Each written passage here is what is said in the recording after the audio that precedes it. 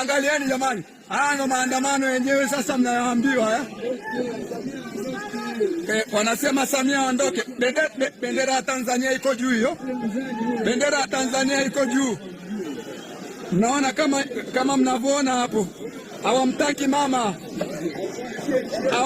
mama aende Zanzibar.